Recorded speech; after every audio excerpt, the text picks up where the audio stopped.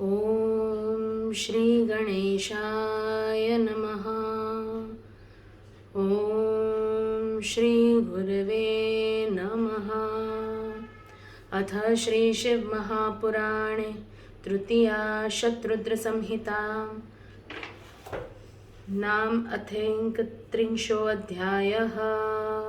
नन्दीश्वर उवाच अथ वक्ष्ये मुनिश्रेष्ठ शम्भो शृण्ववतारकं स्वभक्तदयया विप्र नारीसन्देहभञ्जकम् आसीत् सत्यरथो नाम्ना विदर्भविषये नृपः धर्मात्मा सत्यशीलश्च महाशैव जनप्रियः तस्य राज्ञः सुधर्मेण महीं पालयतो मुने महान् कालो व्यतीताय सुखेन शिवधर्मतः कदाचित् तस्य राज्ञस्तु शाल्वैश्च पुररोधिभिः महान् रणो बभूवाथ बहुसैन्यैर्बलोद्धतैर्सविदर्भनृपः कृत्वा सार्धं तैर्दारुणं ऋणं प्रणष्टोरुबलः शाल्वैर्निहतो दैवयोगतः तस्मिन् नृपे हते युद्धे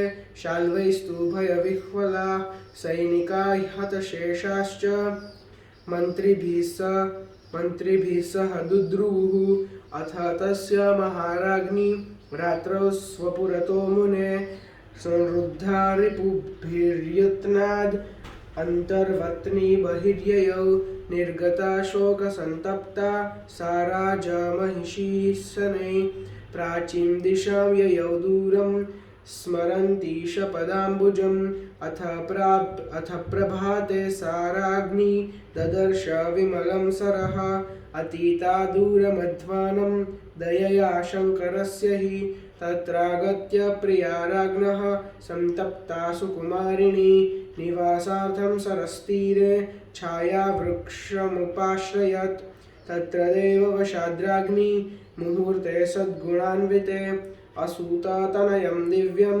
सर्वलक्षणलक्षितम् अथ तज्जननी दैवात् तृषिताति नृपाङ्गना सरोवतीर्णपानार्थं ग्रस्ता ग्राहेण पाथसी ससुतो जातमात्रस्तु क्षुत्पिपासार्दितो भृशम् रुरोद च सरस्तीरे विनष्ट पितृमातृकः तस्मिन् वने कन्दमाने जातमात्रे सुते मुने कृपान्वितो महेशोऽभूत् अन्तर्यामी सरक्षकः प्रेरिता मनसा काचित् ईशेन त्रासहारिणा अकस्मादागता तत्र भ्रमन्ती भैक्ष्यजीविनी सात्वेकहायनं बालं वहन्ती विधवा निजम् अनाथमेकं क्रन्दन्तं शिशुं तत्र ददर्शः सा दृष्ट्वा तत्र तं बालं वने निर्मनुजे मुने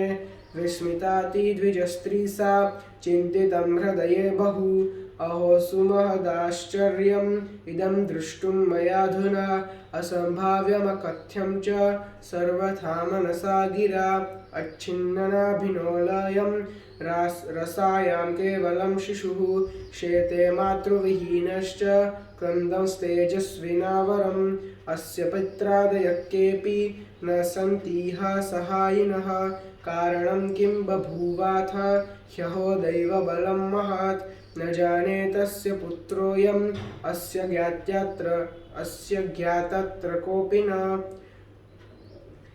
यतः पृच्छाम्यस्य जन्म जाता च करुणामयी इच्छाम्येनं पोषितुं हि बालमौरसपुत्रवत् सम्प्रष्टुं नोत्सहेत् ज्ञात्वा कुलजन्मादि चास्य वै नन्दीश्वर उवाच इति सञ्चिन्त्यमानायं तस्यां विप्रवरस्त्रियां कृपां चकार महतीं शङ्करो भक्तवत्सलः दध्रे भिक्षुस्वरूपं हि महालीलो महेश्वरः सर्वथा भक्तसुखदो निरुपाधिः स्वयं सदा तत्र जगाम सहसा स भिक्षुः परमेश्वरः यत्रास्ति सन्देहवती द्विजस्त्री ज्ञातुमिच्छति भिक्षुवर्यस्वरूपोऽसौ अविज्ञातगतिः प्रभु तामाह विप्रवणितां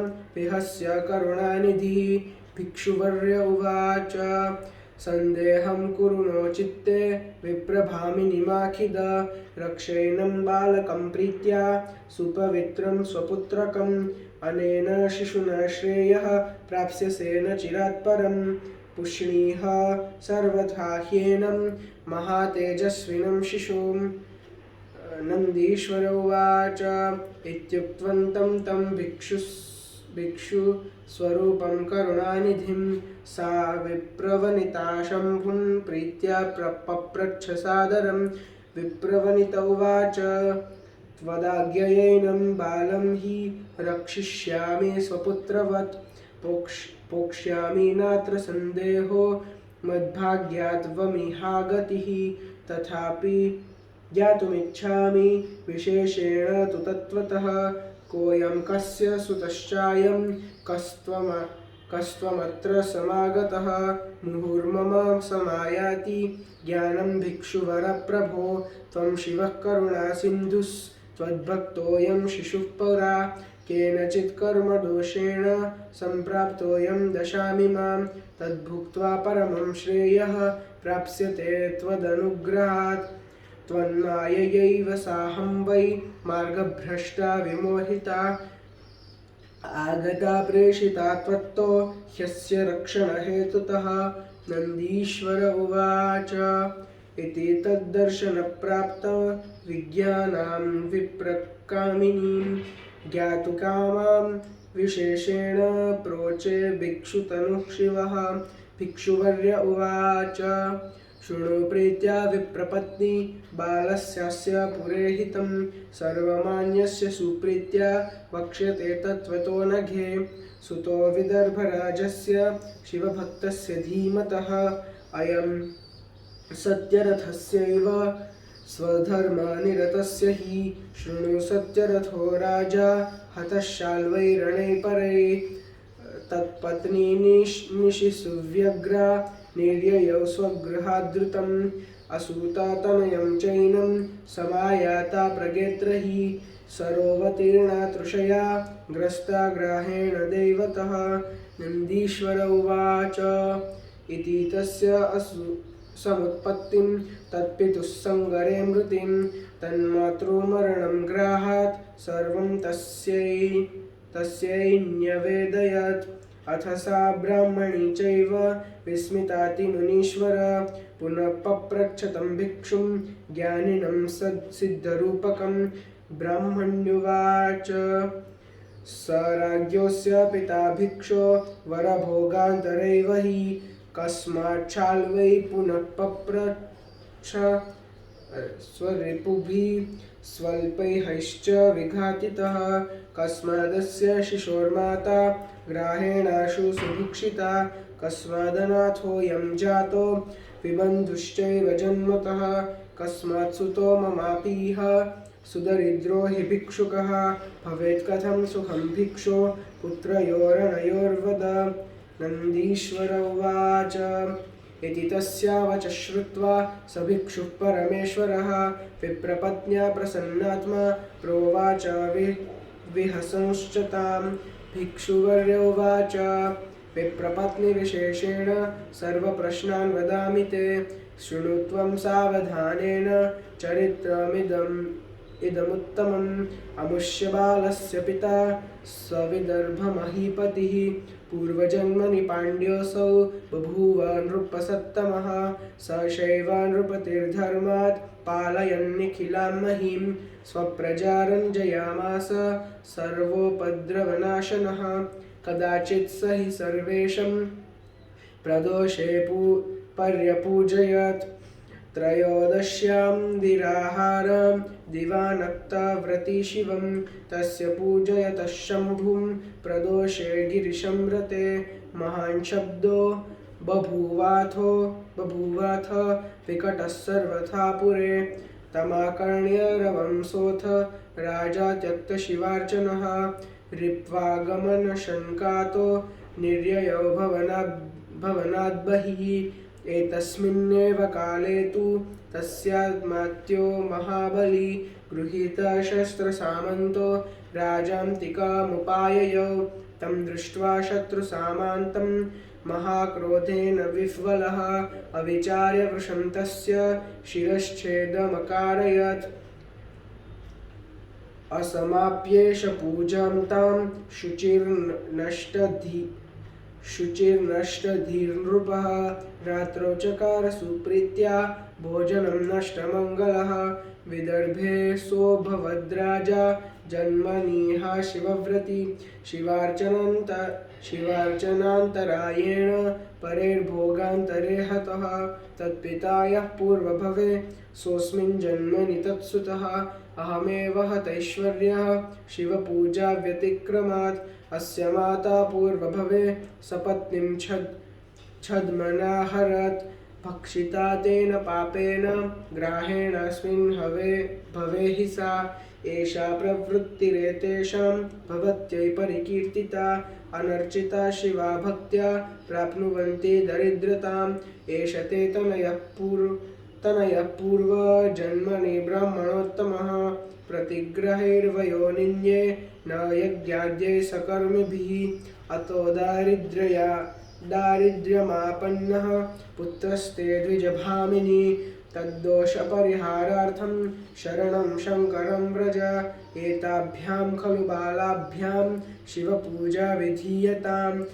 उपवितान्तरं हि शिवश्रेयः करिष्यति नन्दीश्वर उवाच इति तामुपदिश्याथ भिक्षुवर्यतनुशिवः स्वरूपं दर्शयामास परमं भक्तवत्सलः अथ सा विप्रवनिता ज्ञात्वा तं शङ्करं प्रभुं सुप्रणम्य हि तुष्टाव प्रेम्णा गद्गदया गिरा ततः स भगवान् शम्भुर्धृतभिक्षुतनुद्धृतं पश्यन्त्या विप्रपत्न्यास्तु तत्रैवान्तरधीयत अथ तस्मिन् गते भिक्षौ विश्रब्धा ब्राह्मणी च सा तमर्भकं समादाय सस्वपुत्रा गृहं ययौ एकचक्राह्वये रम्ये ग्रामे कृतनिकेतन स्वपुत्रं राजपुत्रं च वरान्यश्च व्यवर्धयत् ब्राह्मणे कृतसंस्कारौ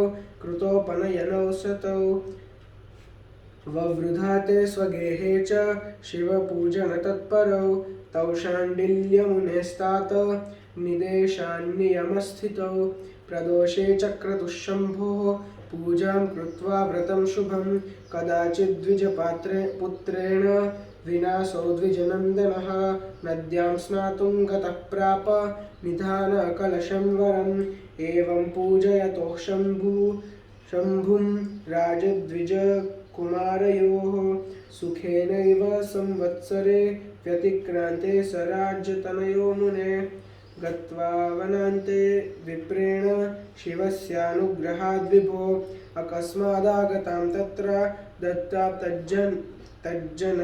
तज्जनकेन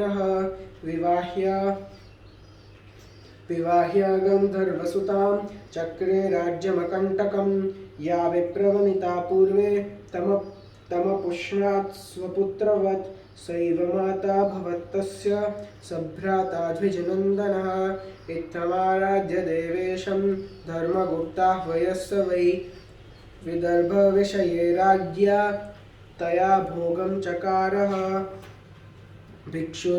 भिक्षुवर्यावतारस्ते वर्णितश्च मयाधुना शिवस्य धर्मगुप्ताह्वन् नृपबालसुखप्रदः एतदाख्यानमनघं पवित्रं पावनं महत् धर्मार्थकाममोक्षाणां साधनं सर्वकामदं य एतच्छृणुयान्नित्यं श्रावयेद्वा समाहितः स भुक्तेहाखिलान् कामान् सोऽन्ते शिवपुरं व्रजेत् इति श्रीशिवमहापुराणे तृतीयायां शतरुद्रसंहितायां भिक्षुवर्याह्वशिवावतारचरित्रवर्णनं नाम 31वाध्यायः। हिंदी अनुवाद। नंदीश्वर ने कहा, हे ब्राह्मण मुनिवर सुनिए, अब मैं शिवजी के उस अवतार का वर्णन करता हूँ जिसने भक्तों की दया से स्त्री संदेह को दूर किया। विदर्भ नगर में सत्यरथ नामक एक राजा था जो धर्मात्मा, सत्यवादी तथा लोकप्रिय महाशैव था। हे मुनि, धर्म के साथ प्रजा पालन करते हुए, उसका शैव धर्म का पालन करते हुए सुख से बहुत समय बीत गया। किसी समय उस राजा का नगर को घेरने वाले शाल्व राजा के सैनिकों के साथ महान युद्ध हुआ। वह विदर्भ देश का राजा उनके साथ लड़ा। उस युद्ध में इसकी बहुत बड़ी सेना को शाल्व सैनिकों ने दुर्भाग्यवश मार डाला। उस युद्ध में शाल्वों द्वारा सत्यरथ के मारे जाने पर उसके सैनिक मंत्री डर के मारे भाग गए। हे मुनि, उसके बाद शत्रुओं द्वारा घेरा डाला देने पर उसकी गर्भवती रानी बड़े यत्न से बाहर निकल गई। वह दुखी राजा की पत्नी धीरे से शिवजी के चरण कमलों को ध्यान करती हुई पूरब की ओर चली गई। उसके बाद रानी ने प्रातःकाल एक निर्मल सरोवर देखा। शिवजी की दया से वह दूर पहुंच गई। वहां आकर वह राजा की प्रिय पत्नी सुकुमारी विश्राम करने के लिए तालाब के किनारे एक पेड़ की छाया में बैठ गई। वहां भाग्यवश उस रानी ने शुभ मुहूर्त में सर्व लक्षण संपन्न दिव्य पुत्र को जन्म दिया। वह रानी उस बालक की माता संयोगवश अत्यंत प्यासी थी। जल पीने के लिए तालाब में उतरी तो उसे मगर ने निगल लिया। पैदा होते ही वह पुत्र भूख प्यास से अत्यंत पीड़ित, माता पिता रहित तालाब के किनारे रोने लगा। हे मुनि, उस वन में पैदा होते ही रोने वाले उस बालक पर अंतर्यामी शिवजी ने कृपा की।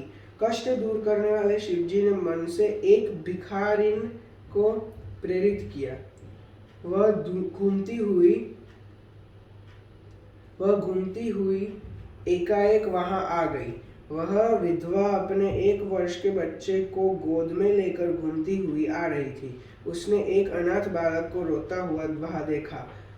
हे मुनि, उस निर्जन वन में उस बालक को देखकर चकित होकर हृदय में सोचने लगी, अरे, मैंने आज यह बहुत बड़ा आश्चर्य देखा जो मन तथा वाणी से असंभव और अकथनीय है। इसका नाभिनाल भी नहीं कटा है और यह माता से रहित शिशु पृथ्वी पर लेटा है। तेजस्वी होने पर भी रो रहा है। इसके माता पिता आदि भी कोई सहायक नहीं है। क्या कारण होगा? आश्चर्य है, भाग्य ही प्रबल होता है। यह किसका पुत्र है? इस बात को जानने वाला भी कोई यहाँ नहीं है जिससे यह पूछा जाए। इसके प्रति मेरे हृदय में दया उत्पन्न हो गई है। मैं इस बालक को अपने पुत्र की भांति पालना चाहती हूँ। कुल जन्म आदि जाने बिना इसे छूने का साहस नहीं हो रहा है। नंदीश्वर ने कहा। उस ब्राह्मणी के इस प्रकार सोचते ही भक्तवत्सल शिवजी ने उस पर बड़ी कृपा की। भिखारी का स्वरूप धारण कर महान लीला करने वाले निरुपाधि तथा भक्तों को सुख देने वाले शिवजी वहां आए जहां वह ब्राह्मण स्त्री उस बालक के बारे में जानना चाहती थी, जिनकी गति का ज्ञान किसी को नहीं है। ऐसे करुणा निधि भगवान उस ब्राह्मण स्त्री से हंसकर कहने लगे। भिक्षुवर्य ने कहा, हे ब्राह्मणी, मन में संदेह मत करो और दुखी मत हो। तुम अपने पुत्र के सामने प्रेम से इस पवित्र बालक की रक्षा करो। इस बालक का भरण पोषण करने से शीघ्र ही तुम्हें परम कल्याण प्राप्त होगा। इस तेजस्वी बालक का सब प्रकार से पालन करो। नंदीश्वर ने कहा। ऐसा कहते हुए भिक्षु स्वरूप करुणानिधि शिवजी से प्रेम पूर्वक उस ब्राह्मणी ने आदर के साथ पूछा। ब्राह्मणी ने कहा, आप मेरे भाग्य से यहाँ आए हैं। मैं आपकी आज्ञा से अपने पुत्र की भांति इसकी रक्षा करूंगी, इसमें संदेह नहीं है। तो अभी मैं विशेष रूप से जानना चाहती हूँ, यह कौन है, किसका पुत्र है, तथा यहाँ उपस्थित आप कौन है? हे प्रभु भिक्षुवर, मेरे मन में यह आ रहा है कि आप दया समुद्र शिव हैं और यह बालक पूर्व जन्म में आपका भक्त रहा है। किसी कर्म के दोष से यह इस दिशा को प्राप्त हुआ है। उसे भोगकर आपकी कृपा से यह परम श्रेय को प्राप्त करेगा। आपकी ही माया से मैं रास्ता भूलकर आप द्वारा भेजी हुई इसकी रक्षा करने के लिए यहाँ आई हूँ। नंदीश्वर ने कहा। इस प्रकार भिक्षु के दर्शन से ज्ञान प्राप्त की हुई उस ब्राह्मणी से भिक्षु स्वरूप शिवजी ने विशेष रूप से कहा। भिक्षुवर ने कहा, हे निष्पाप ब्राह्मणी, प्रेम से सुनो। इस बालक के परिचय के बारे में मैं तुम्हें ठीक ठीक कहता हूँ। अपने धर्म में तत्पर विदर्भ राज शिव भक्त विद्वान सत्यरथ का यह पुत्र है।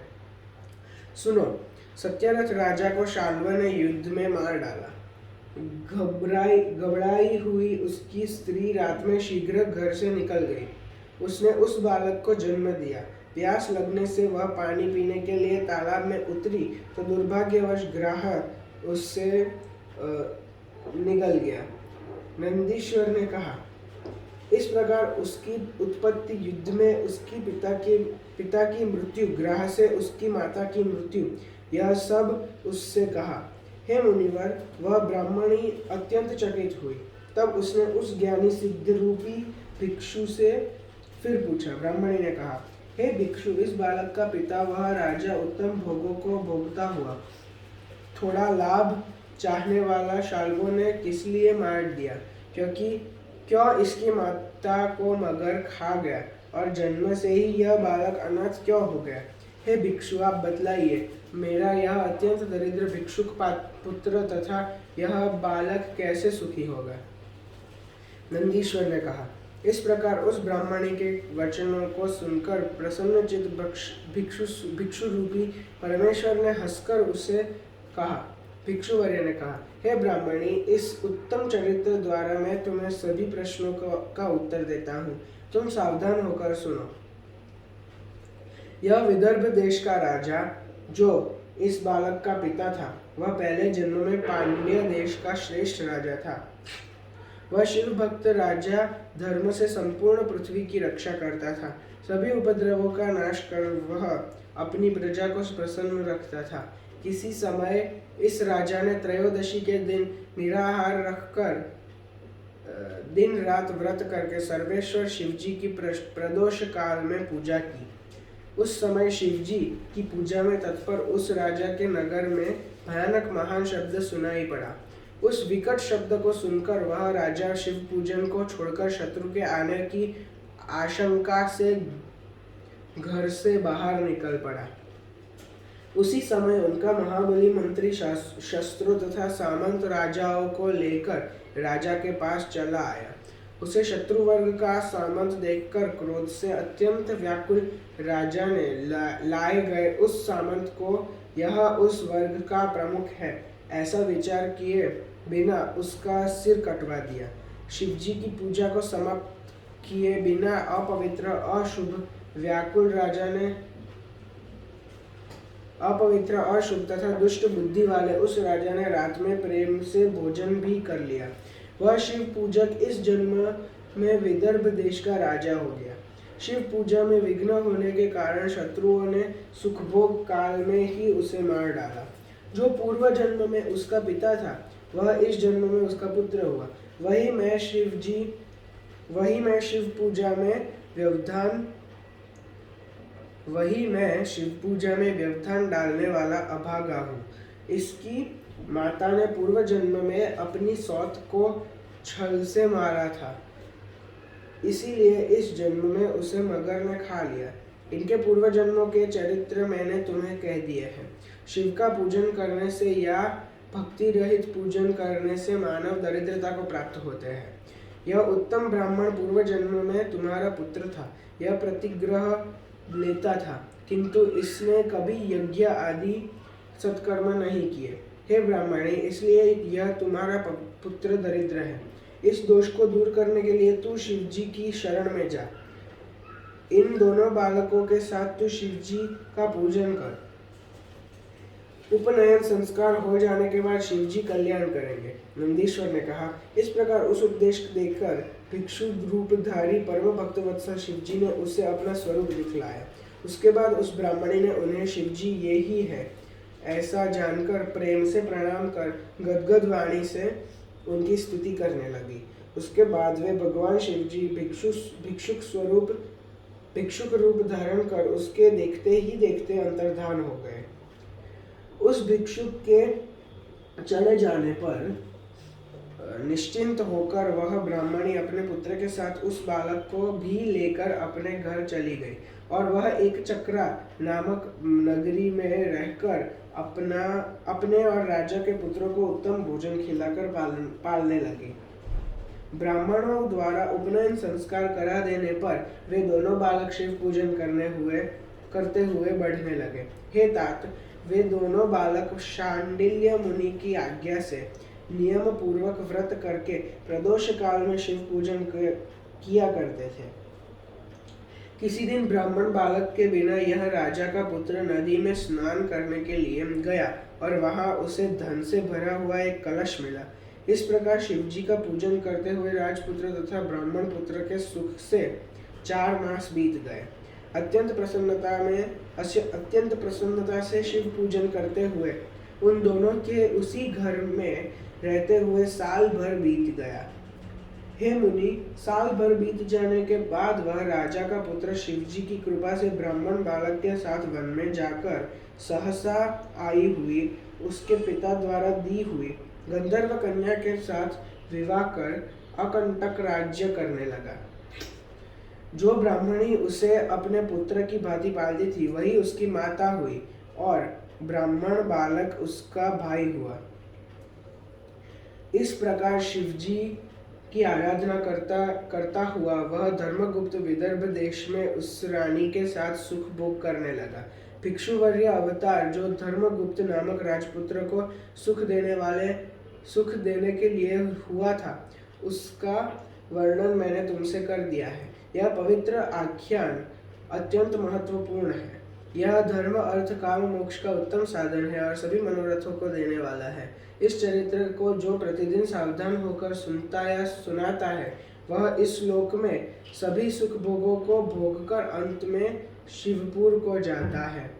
इस प्रकार शिव महापुराण में भिक्षुवर्य नामक शिव के अवतार का चरित्र वर्णन नामक 31वां अध्याय समाप्त। जय गुरु जी।